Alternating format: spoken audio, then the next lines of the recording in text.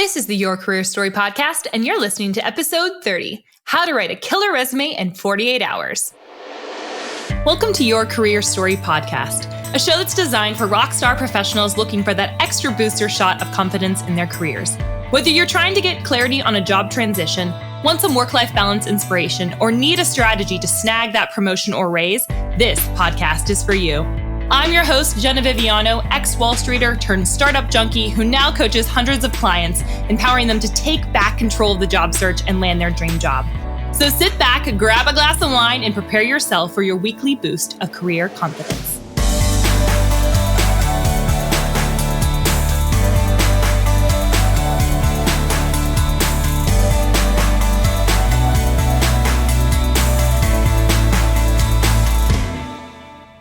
Welcome back, fam. How's your week going? We are here. It is Wednesday. I am super excited to be chatting with you about how to write a killer resume in those 48 hours. But before we get into that, I have a couple of housekeeping items that I want to share with you guys. So first of all, if you purchased the LinkedIn by Lunch course, thank you. I'm so excited for you guys to go through this, to see the results that you get from actually beefing up your LinkedIn profile and using it to network with awesome people. I'm so excited to see those results. If you missed kind of the launch time that we had, we were only open for a couple of days to really try it out and see how people were liking it. Well, we're going to be relaunching that back in 2020. So if you're looking to revamp your LinkedIn profile in 2020 and realize that LinkedIn is the way of the future, it is the resume, even though we're talking about resumes today, it is the resume that lives for you 24/7 and works for you 24/7. So if you want to learn more about LinkedIn by Lunch, we're going to be relaunching that course in 2020. So definitely keep an ear out, keep an eye out. We're going to be posting more about that. Some other things to look forward to in 2020. So we just finished a strategy day, myself and my marketing manager, Sarah, who is amazing. And you're going to be hearing from actually towards the end of this podcast season. I'm going to be bringing her on. But we really went through the whole entire year and figured out, like, what are the things that we want to offer to people? What are the things that people really need right now? And how can we help? And so a couple of things to let you guys know about, just to keep your mind focused. If changing your career in 2020 is something that's going to be a priority for you, or if investing in your career is going to be a priority for you, you definitely want to write some of these things down. So we're actually going to be relaunching my signature Recruit the Employer course and coaching program into a mastermind style. So we're going to give you more details about that, but you can check out what that entails at www.jennaviviano.com/RTE. So for Recruit the Employer, that coaching program has worked and helped so many of my clients get from stuck in their career to unstuck in a job that they really love. So I want to be able to make that more accessible to more people. And so that's what we're going to be doing next year. The second piece is we're going to be hosting a career book club. And so if you want to sign up for that, you can go to jennaviviano.com/book club. And we're going to be chatting through some awesome books that all relate back to your career and helping you grow professionally. I don't love a new book every month because I don't know about you. I don't got time for that. I got a million other things going on. And I really only, honestly, if I really want to stick to something, can only do a book like this every other month. So we're actually going to have 6 books throughout the year that we're going to feature and read and be a part of. So we're going to be telling you a little bit about what those are come January. So if you want to get signed up for that, you can do that again at jennaviviano.com/book club. And the final thing with regards to courses, if you have LinkedIn Premium, which I would really recommend you doing at least for a month, the first month is free, so why would you not? Is if you have access to LinkedIn Premium, you also have access, whether you know it or not, to LinkedIn Learning, which is this whole massive platform that used to be known as Lynda. If you're familiar with Lynda, LinkedIn acquired it, and they produce so much content and so many great courses with amazing people and thought leaders and coaches and consultants and all different types of folks. I got the privilege to work with that team over there, and I'm constantly flying out to Santa Barbara. I joke that I have to get a second home out there because I've been flying out there so much this past year. But if you have it and you're interested in learning more from me and you're in the finance world, we actually have a course in there that's called Interview Tips for Finance Professionals, totally free with your membership. So check that out. We actually just launched How to Deal with a Micromanager, which is really exciting and very applicable across multiple industries. So if you feel like you have a micromanaging boss, this course is definitely going to help you navigate that.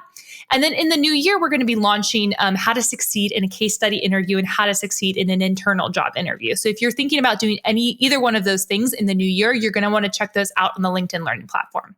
So just all in all, we have more products, more leadership development content. We're going to be creating more of a community for you guys and less of it just being a transactional me helping one client at one time. We're really going to try and beef that up so more people have the opportunity to learn and really grow in their careers. All right, now we're getting to the fun stuff. What are we talking about today? First things first, I'm going to walk you through the mental barriers that I think are holding you back from actually finishing your resume, because we all know finishing your resume feels like it's not fun. You procrastinate, but I'm going to tell you why that is.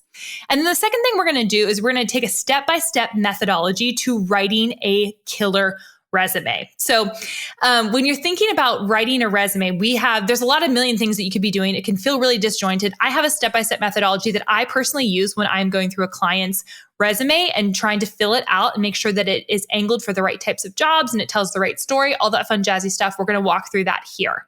If you want to learn more about how to write a resume, there's another episode that we did. It's actually about resumes, which is episode number 2. Super simple. Scroll all the way back in your podcast app and you can listen to episode 2, which is also all about resumes. So let's talk through some of the mental barriers that you may have if you are thinking about writing a resume and what's honestly keeping you stuck from finishing it. The first thing is that you have a massive case of procrastination. So let me preface this by saying I am the queen of this. I'm an awful procrastinator. My boyfriend would tell you that. My friends would tell you that. I just procrastinate a lot. So you're in good company if you feel like you're a procrastinator, but we usually procrastinate because something feels really hard and we don't want to deal with it. That's why I procrastinate. And I feel like for a lot of you that are probably procrastinating on your resume, it just feels really overwhelming and really, really hard. So it's holding you back from actually finishing it. We're going to talk through how you can get over that hump with a step-by-step methodology we're going to go through.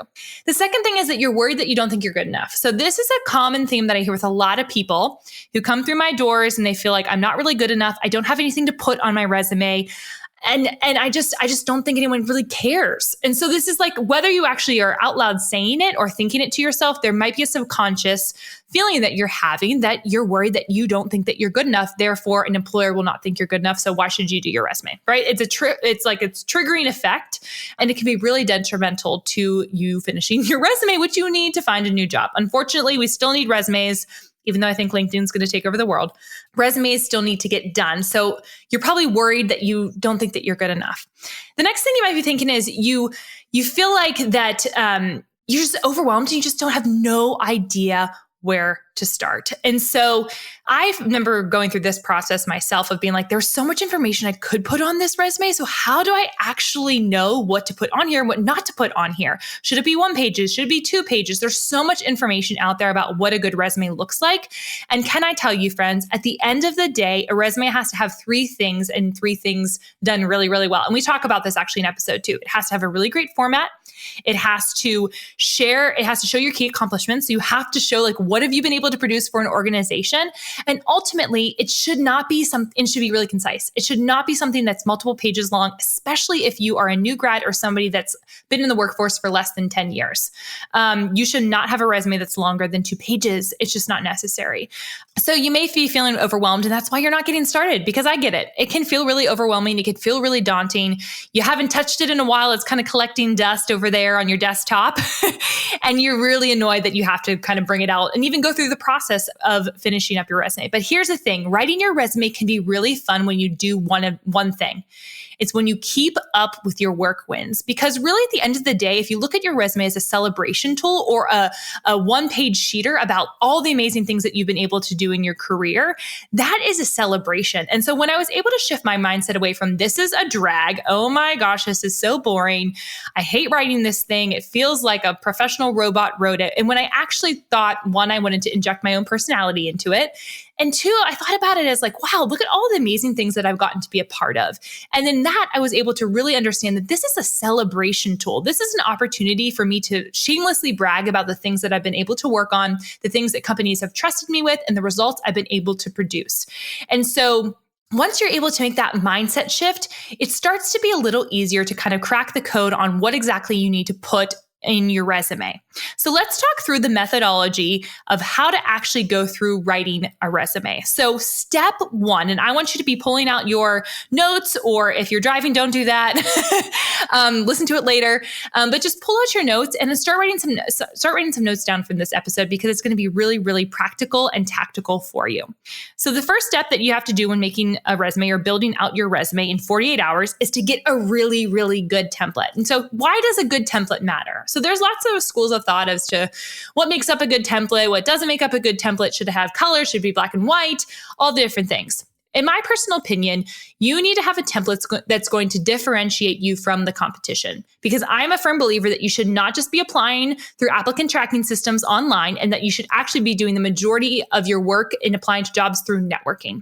And so when you think about the template should really be clean, it should be clear, and it should show that you're differentiated. So we actually have some templates that we have in our shop. If you're interested in learning a little bit more about them, you can go to jennaviviano.com/shop and use podcast, all capital letters, for $5 off. But we created some templates for you guys because we knew that this was an easy thing that you absolutely need to have in your career. And we wanted to make it sure that it was easily editable. It's in Word documents, and you want to make sure that you're PDFing it when you actually send it in through your applicant tracking system, or if you are sending it to an employer or something like that, or a networking contact. But the template is the framework, right? We need the template to kind of see what content can we pump into this template. And once you're able to do that, it makes it a lot easier. You can start to see how the resume template is going to help form and inform the content. So step 2 is gather some job descriptions. So we actually haven't gotten to the writing of this resume yet. So step 1 is get a good template. Step 2 is gather some job descriptions. So before you even start working on your resume, you need to get really, really crystal clear on what you want to do next, because your resume should reflect that. Writing a resume can be so annoying. Can I get an amen? Is it long enough? Is it too long? Am I including the right things? What about the template? Will it get past those pesky applicant tracking systems? I totally get how overwhelming the process of writing your resume can be. But give yourself some grace, friend. No one taught you how to do this. So I am here to be the career center you wish you had in college and teach you all the things you should have learned when it comes to landing your dream job. If you are struggling to write your resume, I'm going to help you get off the struggle bus and into resume writing ease with my Resume Writing 101 guide. So head on over to www.jennaviviano.com/resume101 to snag your free copy. I've written and reviewed hundreds of resumes, and I know what recruiters and hiring managers are looking for. So in this guide, I'm letting you in on all my secrets to writing a rockin' resume that is going to snag the attention of your dream employer. Again, head on over to www.jennaviviano.com/resume101 and start writing your resume with ease today. So what I tell folks is print out that job description. Go through that job description and write out for yourself, highlight the things that you feel like are relevant that you've done before that you can incorporate into your own resume. And then also I want you to write some notes in the margins about what's the main idea of this role? What are 3 qualities the ideal candidate for this needs to have in order to be successful in this role? And then think about, how do I have those capabilities and can I incorporate that in my resume? At the end of the day, the job description is a tool and a guide to help you position yourself better for the job. Now, I hear some people kind of squawk at me and say, well, sometimes job descriptions aren't correct and companies really don't know what they want. That is 100% true, but that's all you have to work on right now. So while that's all you have, you're going to use that as a tool for you and an asset for you, not look at it as the potential what if it doesn't work or if it doesn't actually help me along the way. I really find that job descriptions are the best tool that we have before we actually talk to someone about what a job is and the main purpose of it. So I would highlight some keywords, write down the main ideas, and think about what type of a return on investment the employer is expecting to receive from you. Once you've done that, I want you to jump into step 3, which is brainstorming. So brainstorming is fun. I love to brainstorm. It's one of my favorite pastimes. I'll just pull out, a piece of paper and jot down a bunch of ideas. Maybe it's on a project I'm working on, or maybe podcast episode ideas or things I can do for my client. I love to brainstorm. You should do the exact same thing when it comes to your career. I want you to pull out a sheet of paper, and I want you to, on each sheet of paper, have the title and the company. So the title that you have and then the company that you work for on one page, and just jot down all the things that you can think of that you've done at that job function at that company. And then I want you to think about some questions you can ask yourself to kind of start pulling out what are the main things that should be on your resumes. Like, what projects have you worked on? What did you get reviewed for? What did you get praised for? What skills do you have that are really valuable that you want to highlight? And then what is your personal brand? What do you want to be known for? On episode 27, we talked about how to create your personal brand, what a personal brand really means. But ultimately, it comes down to the question of what do you want to be known for? So let's say you're trying to make a career pivot and you've been doing a certain type of work for the past 5 years and you really want to make a career pivot, start to write down the things maybe in that position that are more related to the things that you want to be doing in the future and less about the things you want to be doing in the past. So it's really about focusing on the key accomplishments, the results you've been able to produce, and the transferable skills that you have. Brainstorm them out. Again, put a different role or job that you've had on a piece of paper and just brainstorm it out. This should take about 30 minutes probably to do, very practically speaking. And if you're able to do that, it's going to start to flow out of you once you start to really think about it. I think what a lot of people do wrong and a common mistake that people make is they just jump into the template and start writing things. And that's just not the best way to go about the process. You really got to brainstorm and think through, what do I want to include on this resume? What are the key accomplishments that I'm proud of? Obviously, it's really important to showcase any metrics that you have or any quantitative data points to show that you were able to produce results. But ultimately, at the end of the day, if you can show that you made a company money, saved a company money, or made someone's life easier, you should definitely be showcasing that or highlighting that, because ultimately, at the end of the day, every job does one of those three things. And if you've listened to my other podcast episodes, you've probably heard me say that before, but I don't think we can say it enough. At the end of the day, we either make a company money, save a company money, or make someone's life easier. Whether you're a garbage man or a CEO, anywhere along the spectrum, you're doing one of those three things. So just think about, what are the things that you are doing in your career or in your job that are highly valuable to your team. Now, I know that we need to overcome some imposter syndrome, because oftentimes the narrative that will then creep in is that narrative that we were probably thinking in the beginning, like, oh, I just don't think I'm good enough, right? And so we need to squash that belief that we're not good enough, because that's a lie. That's just not true, that you're not good enough. Really what it comes down to is you just have to find the things that you are good at and focus on those things and double down on those things. If I look back on my career, I think the reason that I was quote unquote successful is, instead of trying to fix all the things or focus on the things that I wasn't good at, which was, by the way, finance, realizing that on Wall Street wasn't a great place to find out. But it was realizing that I was really good at certain things and I was going to double down on those things and really, really excel at those things. And I think that's why I've been able to move as quickly as I have in my business. That's why was able to pivot so quickly in my moving from finance to sales. I think there was a lot of those different pieces that helped contribute to that. But I decided to not listen to the narrative that I wasn't good enough. And that's what you have to do when you're in this brainstorming process, when you're figuring out what your key accomplishments are. You should have at least 3 accomplishments or results-focused points for each one of these roles that you can distill it down to. The brainstorming process really helps you get everything out there. And then from there, you can start structuring it together.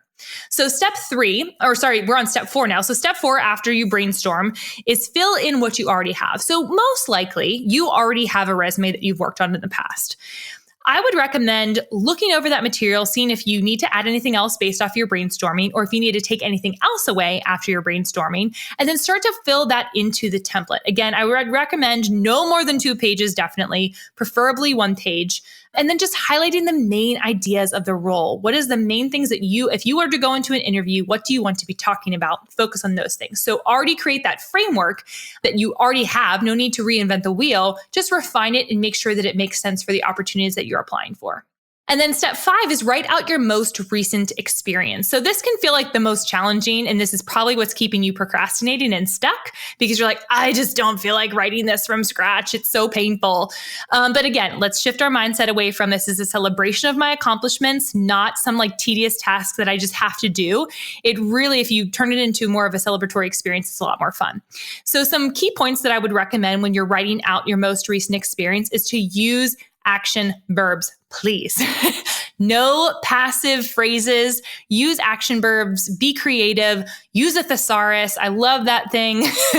I never thought I would say that. When I was a kid, my mom bought me a thesaurus, I think, for Christmas. A thesaurus and dictionary. And I was like, what is this? And now I wish I still had it, because I kind of love the idea of having a piece of paper or a book, a massive thesaurus book. I digress. So definitely use some action verbs and think about, first, what is the main idea of my role? What is the main purpose of why I go into work and why they've hired me? What am I supposed to do? Focus on that first. And then what I want you to do is fill in the bullets after that showcase the key accomplishments. Again, use quantitative metrics wherever possible and always refine, refine, refine. The key accomplishments are going to be, this part's going to be really easy now. The step 5, writing out your most recent experience, because you've done the hard work with the brainstorm. So if you've done the hard work with the brainstorming, you really have some ideas. The hardest part may be in the refining process. So I think a lot of us get a little bit loquacious and we like to tell all the things that we've done in our career, when really at the end of the day, a recruiter will take 6 seconds to look at your resume. That sucks. Honestly, it sucks. But what it does encourage me is that you only really need to focus on, typically people really only have 3 main things that they really, really are good at in their office space. Focus on those 3 things and bucket them on your resume. And that's going to be a lot more effective than you having a massive paragraph of all the things that you've done. Focus on a couple of things that you want to highlight most, that you think is most transferable to the roles that you're applying on based off of the job description, which we talked about in step 2, and then be able to fill that information in.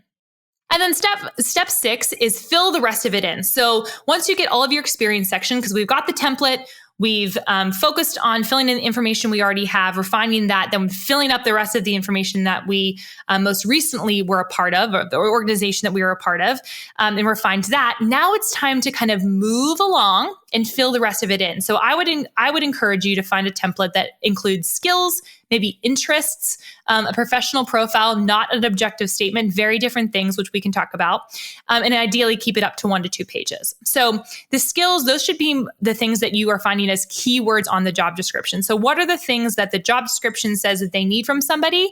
A kind of a fun little hack is copying and pasting the job description and putting it into a word cloud. You can find those on the internet, and seeing what words pop out the most, and making sure that you have those peppered throughout your resume, specifically in the skills section. I love to highlight specific skills that my clients have and let it like pop off the page, so that when a recruiter sees that, they can be like, oh, wow, okay, this bullet's going to tell me a little bit more about this specific skill set that this person has.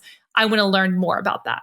And then the interest section, I actually love. I've done this on every single one of my own personal resumes. I love the idea of, we come to work as whole people, right? We're not really compartmentalize people as much as we try to pretend that we are. What happens at work comes on home. And what happens at home bleeds into work. And so for us to pretend that our love for travel doesn't influence how we approach work would be ridiculous. If we just talk about like project management all day long, we're the most bored people in the world. So I love to include interests on a resume. There are different coaches that have different schools of thought around that. I personally love it because I think that it allows you to have conversation in an interview. That's something that allows you to build rapport with that individual. To give you an example, when I was actually building out my own resume, when I was applying to the New York Stock Exchange, honestly, I had an awful template, but it was clean. It was black and white. It was formatted. It was structured well. But at the very, very bottom, I had an interest section. And in that interest section, I showcased that I was involved with musical theater in high school or something like that. Musical theater, and I think Tough Mudder was another thing that I showcased because I was crazy back then and did Tough Mudders for fun. And I actually had somebody in my interview, actually every interview that I went to, they asked about those 2 interests, that I was in musical theater and that I was in the Tough Mudder races. And so it allowed me to have a conversation and make me feel comfortable in that interview, which can often feel really intimidating. So I think it just allows you to become more human. And I'm always talking about, we need to bring the human back into human resources. And I believe that you can take that step forward by including that kind of information on your resume. So this was a really quick episode today, guys. I wanted it to be actionable, to the point, but we have a freebie for you guys if you're interested in learning more about how to write your resume or what to include on that. You can check that out at www.jennaviviano.com/resume101. And then you can also make sure you check out the shop for that resume template, jennaviviano.com/shop. And you can use podcast, all capital letters, for $5 off of the template. But just to recap, the steps for this specific writing your resume really look like: step 1, get a good template. Step 2, gather some job descriptions. Step 3, fill in what you already have. Step 4, write out your most recent experience. Step 5, fill the rest in. That's including your skills, your interest, and the professional profile. So if you do all of those different things, it's going to be a lot easier to Write your resume over the weekend and get it out the door because you just got to get it done. Do not live in the procrastination. Do not believe that you're not good enough. So why should you even write it? And think about your resume as a celebratory tool, not as some pain in the butt thing you have to do. So if you do those things, it's going to be a lot easier for you, friends. All right, guys, I want you to message me on LinkedIn. Tell me what was your biggest takeaway. I want to hear all about it. And I will see you here next week for a really, really fun episode. Hey, y'all, thanks so much for listening to Your Career Story podcast. I would love to get to meet you. And there are a couple of ways that we can connect in between episodes. First and foremost, you know I love my LinkedIn. Second is via Instagram. And third is over on my website. I actually have a special spot just for you full of fun, free resources. So all you have to do is go to www.jennaviviano.com/resources. Super simple for a bunch of freebies that will help you boost your career. Hope to see you next week.